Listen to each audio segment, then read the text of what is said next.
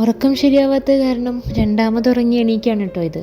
സമയം 12:30 ഇത്ര നേരം ഉറങ്ങിയതിന് ചീത്ത പറയാനൊന്നും പ്രത്യേകിച്ച് എൻ്റെ കൂടെ ആരുമില്ല കേട്ടോ.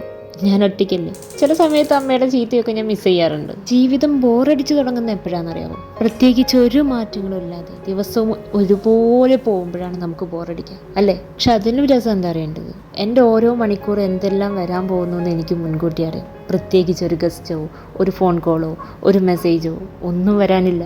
അപ്പോൾ എങ്ങനെയാണ് ഞാൻ എൻ്റെ ഓരോ മണിക്കൂർ പോകാമെന്ന് എനിക്ക് മുൻകൂട്ടി അറിയാം. നമുക്ക് മുൻകൂട്ടി അറിഞ്ഞുകൊണ്ട് ജീവിക്കുമ്പം ലൈഫ് കുറച്ചും കൂടി ബോറായിട്ട് ഫീൽ ആവും അല്ലേ? നമ്മളൊന്നും അറിയാണ്ട് ജീവിക്കുന്നതല്ലേ സുഖം.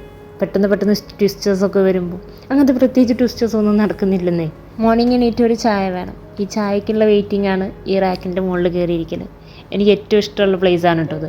റാക്കിൻ്റെ മുകളിൽ അല്ലെങ്കിൽ നിലത്തിങ്ങനെ പതിഞ്ഞിരിക്കുക, ചമ്മറം പടിഞ്ഞിരിക്കുക, ഇതൊക്കെ എൻ്റെ ഫേവറേറ്റ് പൊസിഷൻസാണ്. ഇപ്പം ഇങ്ങനെ മൈൻഡിലൂടെ ഇങ്ങനെ ഒരുപാട് കാര്യങ്ങൾ പോകുന്നുണ്ടാവേ.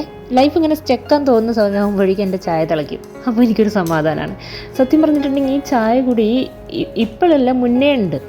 പക്ഷേ ഇപ്പോഴാണ് കുറച്ച് കൂടുതലായിട്ട് എൻ്റെ സ്ട്രെസ്സിനെല്ലാം റിലീഫാക്കുന്ന തരത്തിലേക്ക് ഈ ചായ പോയിട്ടുള്ളത്.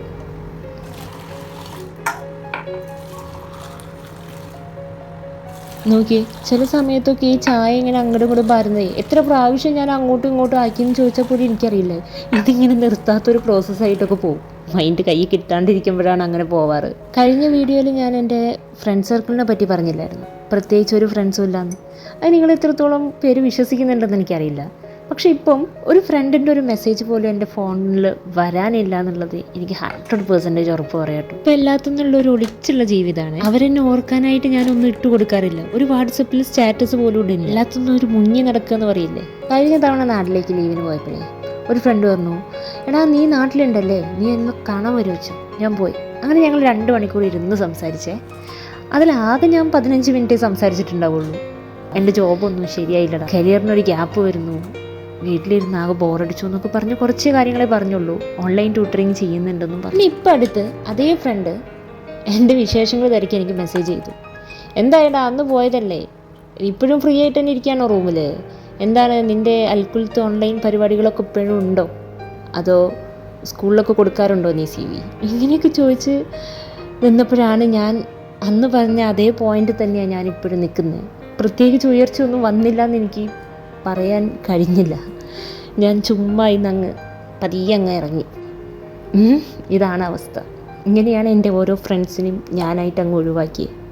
എന്നെപ്പറ്റി കൂടുതലായിട്ട് ചോദിച്ചു കഴിഞ്ഞാൽ എനിക്കൊന്നും പറയാനില്ല. ഇവിടെ ഒറ്റയ്ക്ക് ഇരിക്കുന്നതും ഞാൻ അനുഭവിക്കുന്ന സ്ട്രെസ്സും വിഷമങ്ങളും എല്ലാം എൻ്റെ സ്വന്തമല്ലേ. അത് ആ ഡെപ്ത് തന്നെ എടുക്കുന്ന ആരും ഉണ്ടാവണമെന്നില്ലല്ലോ. നമ്മൾ അങ്ങനെ മനസ്സിലാക്കണ്ടേ? ഓക്കെ, ഞാൻ കുറച്ച് പറഞ്ഞ് എന്തൊക്കെയോ ആയിപ്പോയി. ഞാൻ ആ ചായ തീരുന്നതിൻ്റെ മുന്നേ തന്നെ ബ്രേക്ക്ഫാസ്റ്റിനുള്ള പരിപാടി നോക്കിയിട്ടു. ബ്രേക്ക്ഫാസ്റ്റ് അല്ല, സത്യം പറഞ്ഞത് ബ്രഞ്ചായിട്ട് മാറിയിട്ടുണ്ട്. നമുക്ക് നാളെ ഒരു ഇൻ്റർവ്യൂ ഉണ്ടേ. ഇൻ്റർവ്യൂ എനിക്ക് സ്വന്തമായിട്ടുള്ള ഇൻ്റർവ്യൂ അല്ല, വാക്ക് ഇൻ്റർവ്യൂ ആണ്. ഞാൻ എന്തായാലും അതിൻ്റെ വീഡിയോ ഉണ്ട്. വാക്ക് ഇൻ്റർവ്യൂ എന്ന് പറഞ്ഞിട്ടുണ്ടെങ്കിൽ ഒരുപാട് പേരുണ്ടായിരിക്കും. ഇവിടെ എന്നെപ്പോലെ ഇരിക്കുന്ന പണിയില്ലാത്തവരെല്ലാം നാളെ ആ സ്കൂളിൽ കാണാം. പണിയുള്ളവരും സ്കൂൾ ചേഞ്ചസിന് വേണ്ടിയിട്ട് വരുന്നവരും ഉണ്ടായിരിക്കാം. സത്യം പറഞ്ഞാൽ നല്ല സന്തോഷത്തിലാണ്. നാളെ പുറത്തിറങ്ങാം.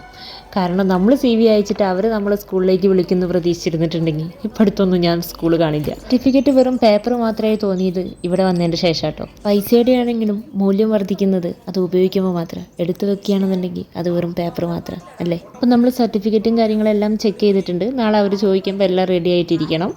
അപ്പോൾ ഇതൊക്കെയാണ് എൻ്റെ വിശേഷങ്ങൾ. വീഡിയോ ഇഷ്ടമാവുന്നുണ്ടെങ്കിൽ സബ്സ്ക്രൈബ് ചെയ്യാൻ മറക്കരുത്, സപ്പോർട്ടും ചെയ്യണം.